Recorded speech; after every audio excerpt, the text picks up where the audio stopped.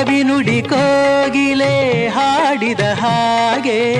ಸವಿನುಡಿ ತಣ್ಣನೆ ಗಾಳಿಯ ಹಾಗೆ ಒಲವಿನ ಮಾತುಗಳಾಡುತ್ತಲಿರಲು